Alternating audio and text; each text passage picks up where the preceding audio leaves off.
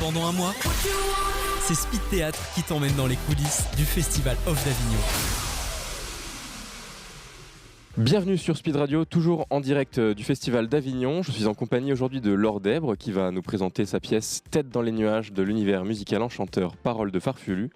Tous les jours du 18 au 30 juillet, sauf le 24, au Beau Théâtre à 11h30. Bonjour Laure, ça va bien ? Bonjour Speed Radio, bonjour à tous. Alors comment ça va déjà ? Super bien, c'est le début du festival pour moi donc ça va bien. Je suis un peu moins fatiguée que les autres. C'est super ça. Alors tu peux nous présenter un petit peu ton spectacle ? De quoi s'agit-il ? En fait, il s'agit d'un concert live interactif où je raconte l'histoire d'une famille farfelue. Charlotte et Victor sont les enfants de Laurette et Rémi, une chouette famille à qui il arrive des aventures. Des aventures qui sont sous la forme de musique, de chant, de danse même. Exactement. Oui, c'est un spectacle donc pour les enfants, tu le disais, presque onirique. Quel est le message que tu as voulu faire passer dans cette pièce ? Alors moi, le message que j'ai voulu faire passer, c'est déjà l'importance de la famille, parce que je pense qu'on en a besoin de se raccrocher à cette famille. Et surtout, ce que j'aime vraiment, c'est ce partage, en fait, le partage avec les autres et surtout de l'amour. Et alors donc ce spectacle, ça présente la famille Les Farfelus. Tu peux nous en dire un petit mot ? C'est qui ces gens-là ? Oui, donc en fait, Charlotte, c'est une petite fille pétillante, toujours souriante, qui aime aller en vacances chez ses grands-parents. Son grand-père est agriculteur, enfin je ne vais pas tout spoiler, mais... Et puis lui, Victor, c'est plutôt l'enfant qui a la tête dans les nuages. Et pour moi, c'est un joli message, parce que très souvent, les enfants qui ont la tête dans les nuages, on les met un peu de côté, alors que c'est des enfants qui sont très riches. Puisque eux, au moins, ils imaginent et ils inventent des choses. Et alors, dans la pièce, à travers la musique, on passe par quel type d'émotions ? C'est un peu toutes les émotions ? Un peu toutes les émotions, ouais. On passe même par des larmes, puisque quand je chante la maman, la chanson pour Laurette, Maman je t'aime, en fait, on parle de ce qu'une maman fait jusqu'à laisser son enfant aux autres. Et c'est difficile de laisser un enfant sur son chemin. Et donc, tu me le disais un petit peu avant l'interview, donc à l'origine, c'est un album que tu as composé avec Franck, ton mari, et que tu as signé cet album chez Universal pour un contrat d'une quinzaine d'années, et tu as même fait donc la musique pour le jardin d'acclimatation. Exactement, oui, depuis le 1er février, on a notre musique qui passe dans le parc tout le temps. Donc on entend de l'accordéon, parce que ma spécificité, c'est que je chante, mais je joue de l'accordéon aussi sur scène. Et je suis très heureuse d'entendre de l'accordéon au jardin, puisque mine de rien, le jardin d'acclimatation est quand même un lieu qui représente Paris plus que tout. Et ce jardin, entendre de l'accordéon toute la journée dedans, mais c'est incroyable. C'est incroyable. Et alors, ça fait quoi de venir au Festival d'Avignon ? C'est la première fois que tu viens au festival ? Alors, c'est pas la première fois. Moi, je suis venue au festival en tant que consommatrice gourmande de pièces de théâtre.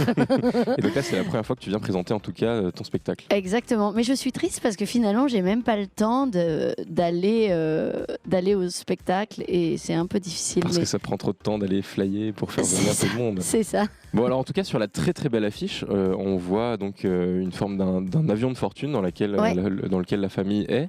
On lit aussi que sur l'affiche, le spectacle est un concert interactif. Est-ce que tu peux nous en dire un petit peu plus ? En fait, il y a une grande participation par la danse, par le chant, par justement la spontanéité des enfants ou des parents qui cherchent finalement à rentrer dans le spectacle. Alors, il y a toujours le petit timide qui au début regarde, sait pas trop, mais en fait, ce petit timide, il a tout regardé, il a tout pris, et le dernier morceau, il se lâche complet, quoi. Donc c'est ça, il faut laisser les enfants rentrer dans l'univers.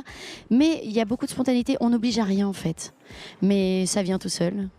Et du coup, c'est même les grands finalement dansent avec les petits, parce que c'est ce qui m'intéresse.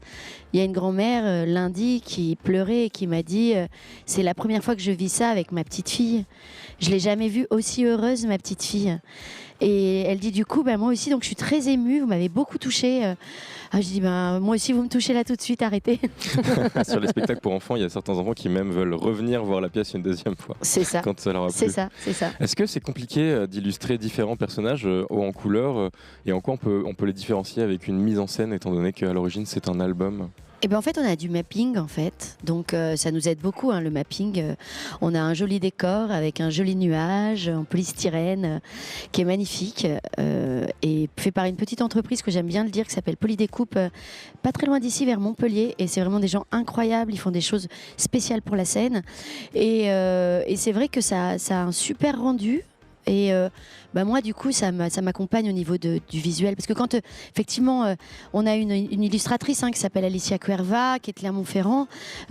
Alicia est rentrée dans l'équipe depuis juillet 2020. C'est elle qui a donné vie à ces personnages que j'avais dans la tête. Parce que finalement, Laurette me ressemble un peu. C'est ce que tout le monde dit, mais... Voilà. Toute cette famille vous ressemble un petit peu peut-être. Un petit peu, ouais, un petit peu. Sauf que j'ai qu'une fille, moi. C'est la différence. Et peut-être qu'elle ressemble à Victor et Charlotte. Ouais, je sais pas. Oui, elle est pétillante, mais elle a un peu les deux, je pense. Est-ce que vous avez une phrase pour donner envie aux gens de venir voir votre spectacle ? Une phrase pour donner envie. 3 mots pour décrire la pièce. 3 mots. Eh bien, venez partager, venez chanter, venez danser, venez vous éclater et venez prendre une dose d'amour avec moi et de bonne humeur.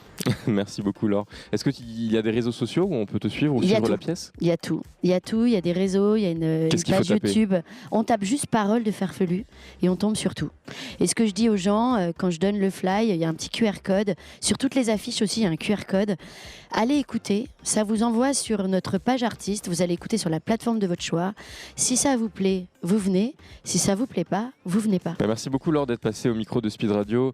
On rappelle, tu veux dire quelque chose, peut-être un dernier mot ? Un dernier mot. Dis-moi. Ouais, mais je le dirai peut-être à la fin, non ? Non, c'est comme tu veux. C'est pas mal. Là, j'allais juste rappeler que tu présentes donc Tête dans les nuages de l'univers musical Enchanteur, Parole de Farfelu au Beau Théâtre à 11h30 du 18 au 30 juillet, sauf le 24. Sauf le 24. Et moi, je voulais dire Farfelu un jour, Farfelu toujours.